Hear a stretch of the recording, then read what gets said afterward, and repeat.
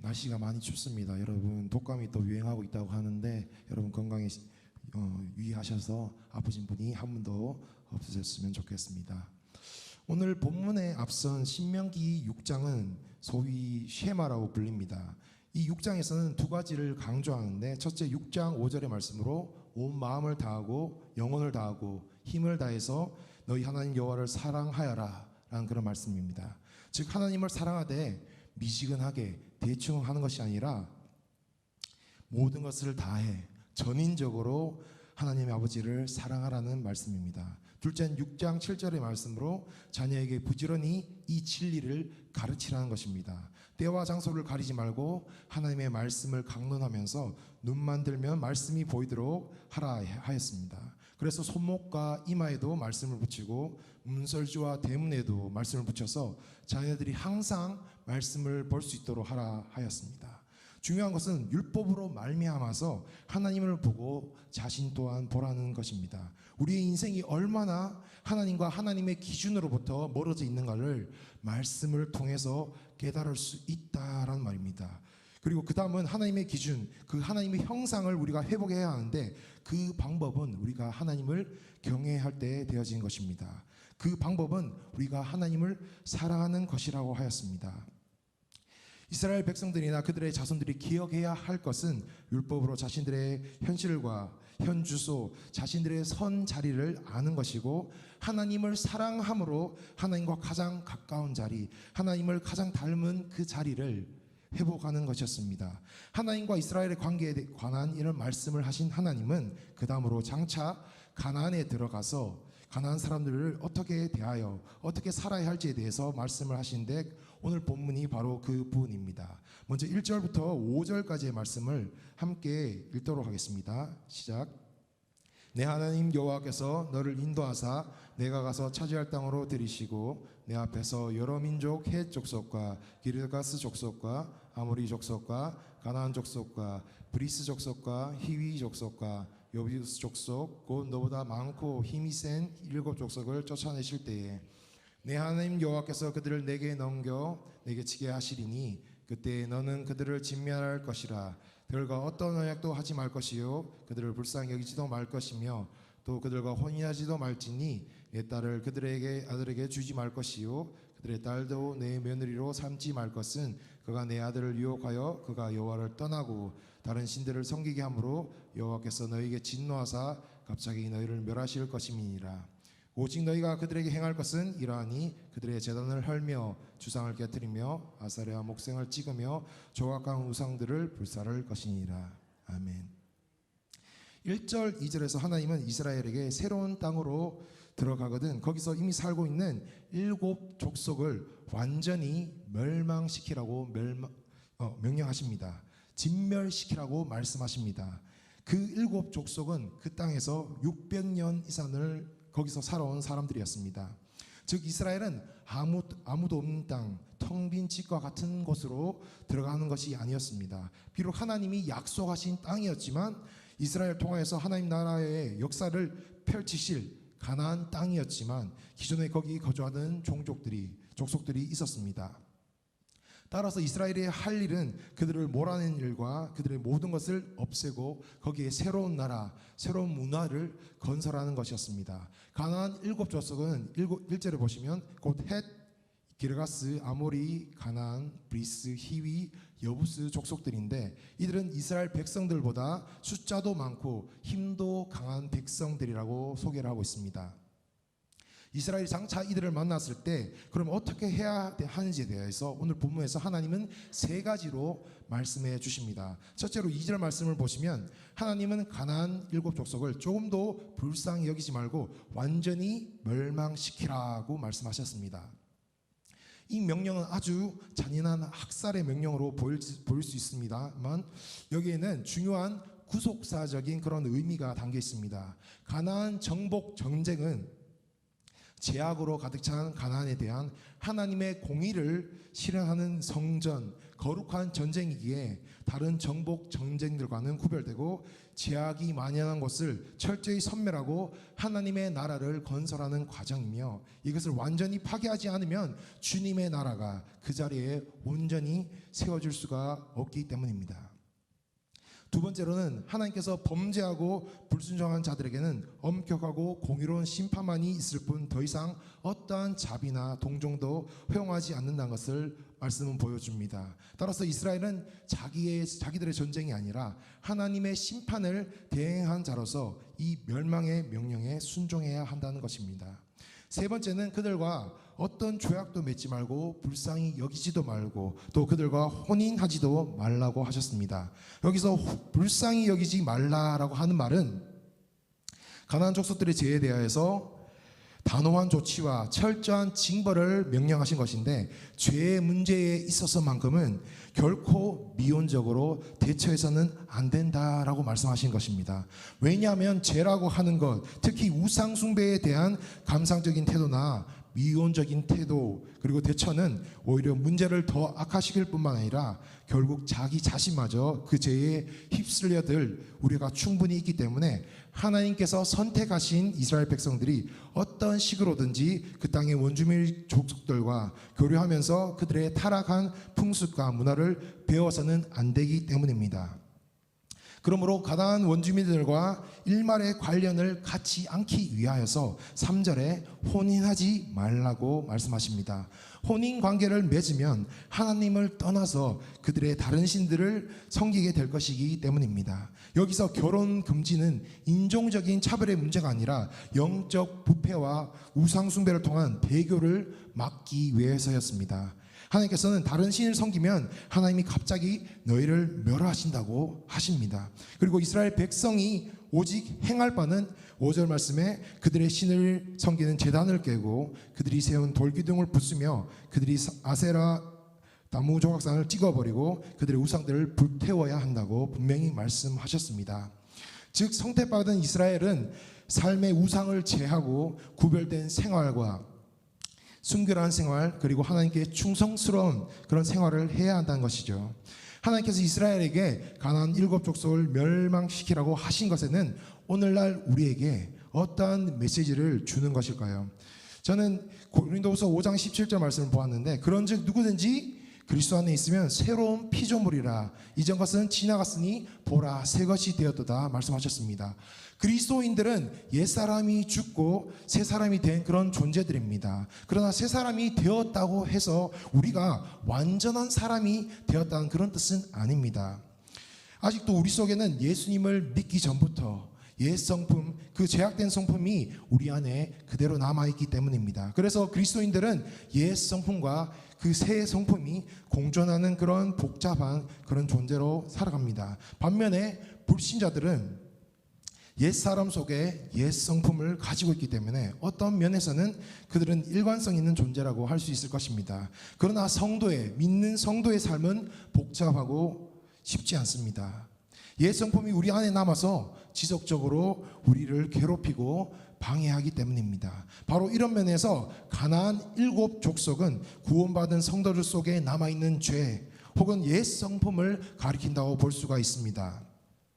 우리가 예수님을 믿지만 우리 속에는 여전히 그 숨어있는 가나안 7족속처럼 죄악들이 숨어있지는 않습니까? 그리고 그 종류도 많고 그 영향력도 우리에게 강하지 않습니까? 그러므로 가나안 7족속을 완전히 멸망하라는 말씀은 더 이상 죄와 타협하지 말라는 그런 말씀입니다. 오늘날 기독교의 문제를 따지고 보면은 외부적인 문제라기보다는 우리의 내부적인 문제가 더 크다고 볼 수가 있습니다. 내부적인 문제란 우리 교회의 죄에 대한 태도 그리고 성도들의 죄에 대한 태도를 말하는 것입니다. 많은 사람들이 죄를 그대로 방치하거나 혹은 죄와의 싸움을 심각하게 생각하지 않습니다. 그러나 참된 성도는 죄를 그대로 방치하거나 죄를 묵인하면서 살 수 없습니다. 왜냐하면 하나님을 거역하는 죄, 십자가의 은혜를 무익하게 만드는 죄, 성령을 회방하는 성도란 그 자체가 있을 수 없는 모순이기 때문입니다. 만약 여러분이 마음에서 일어나는 죄와 생활 속에서 짓는 죄, 그리고 다른 사람과 이 땅의 죄에 대해 관심이 없고 죄로 인한 애통한 심정이 없다면 어쩌면 여러분은 진정한 하나님의 나라의 백성의 그런 삶을 살아가고 있지 않을지도 모릅니다. 거룩한 하나님의 백성은 죄와 타협하지도 죄를 용납할 수도 없기 때문입니다. 6절부터 8절까지의 말씀을 함께 읽도록 하겠습니다. 시작. 너는 여호와 내 하나님의 성민이라. 내 하나님 여호와께서 지상 만민 중에서 너를 자기 기업의 백성으로 택하셨나니 여호와께서 너희를 기뻐하시고 너희를 택하심은 너희가 다른 민족보다 수요가 많기 때문이 아니니라. 너희는 오히려 모든 민족 중에 가장 적으니라.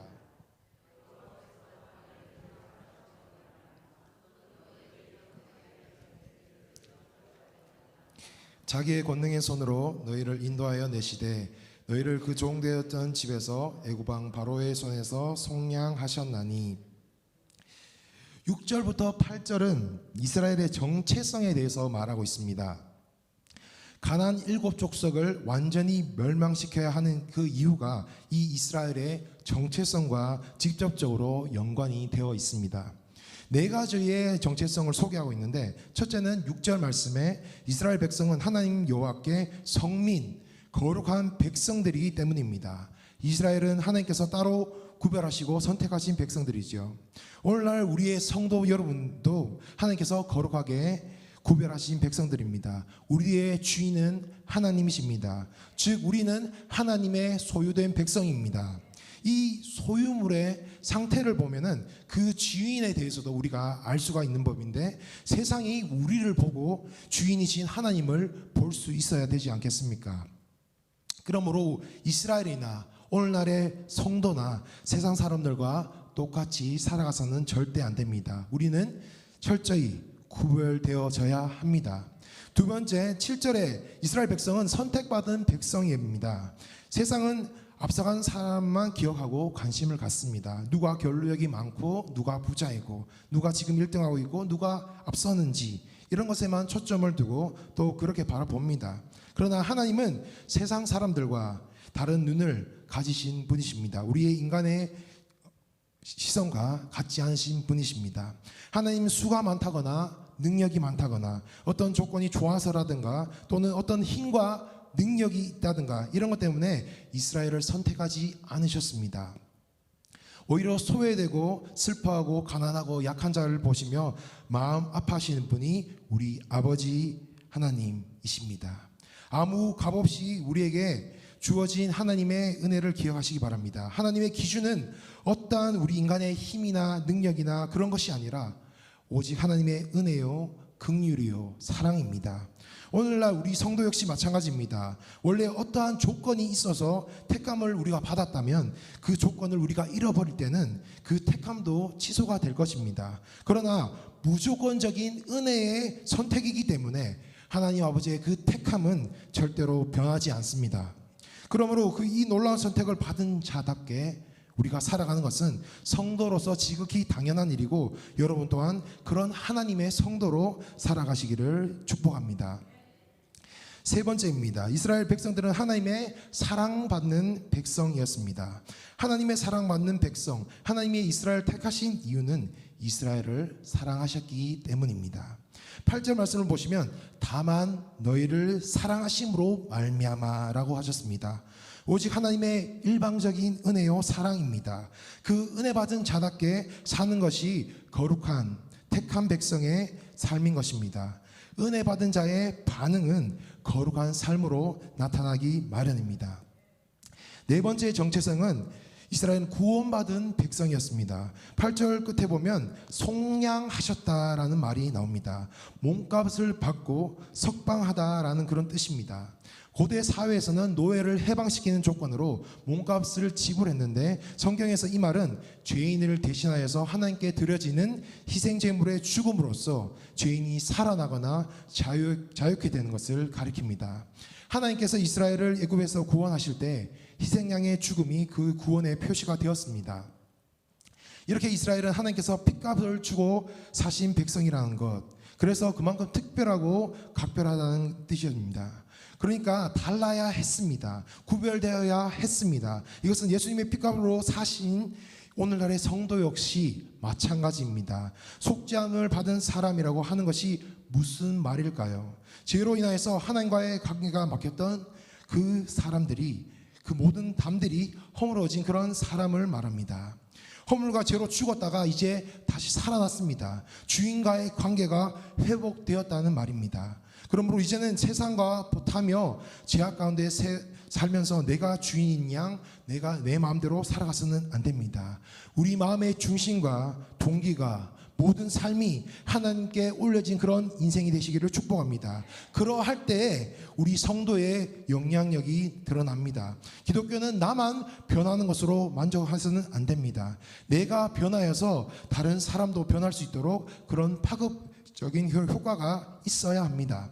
사랑의 파급 효과, 은혜의 파급 효과, 기쁨, 평안, 감사의 파급 효과가 우리에게 있어야 합니다. 그렇기 때문에 가나안 7족속 즉 죄와는 타협하면 안 되며 완전히 멸망시켜야 했습니다. 9절부터 11절 말씀에 보시면 9절에 그런즉 너는 알라라고 합니다. 무엇을 알아란 말씀입니까? 하나님이 어떠한 분이신지를 알라 하십니다. 하나님의 신실하심에는 의심의 여지가 없습니다. 그 신실하신 하나님, 약속을 지키시는 하나님, 인애를 베푸시는 하나님을 알아라 하십니다. 인애는 원어로 헤세드인데 자기 백성에게 베풀어 주시는 하나님의 온갖 긍휼과 자비 그리고 풍성한 은혜를 가리킵니다. 하나님을 알고 하나님을 사랑하고 말씀에 순종하여서 천대까지 언약의 축복을 주시고 헤세드를 베푸시는 신실하신 아버지 하나님을 누리는 여러분 되시기를 축복합니다. 그 신실하신 하나님 앞에 우리도 신실하여야 합니다. 10절에 보시면 하나님은 자신을 미워하는 자에게 보응하시어 멸하신다라고 합니다. 여기서 하나님을 미워한다라고 하는 말은 하나님과 맺은 언약을 불성실하게 이행하는 자를 말합니다. 곧 하나님의 율법을 지키지 않는 자, 말씀에 대하여서 불성실한 자를 말하는 것입니다. 하나님보다 세상을 사랑하고 주님의 말씀을 무시함으로써 여호와를 미워하는 자는 하나님이 당장에 보응하신다고 하십니다. 성도가 세상과 타협하게 된다면 이스라엘처럼 종국에 불순종하게 되고 그것은 곧 세상의 모든 악행과 불의를 인정하는 것이고 또한 세상과 더불어서 하나님을 대적하는 것이며 결국 하나님의 심판날에 그 세상과 더불어서 멸망하게 될 수밖에 없습니다. 그래서 야고보서 4장 4절에 보면 세상과 벗되는 것이 곧 하나님과 원수되는 것이라 하였습니다. 그리고 요한 1서 2장 15절에 누구든지 세상을 사랑하면 아버지의 사랑이 그 안에 그 속에 있지 않다라고 했습니다. 여러분 성도의 삶에 신앙생활에 중립지대란 없습니다.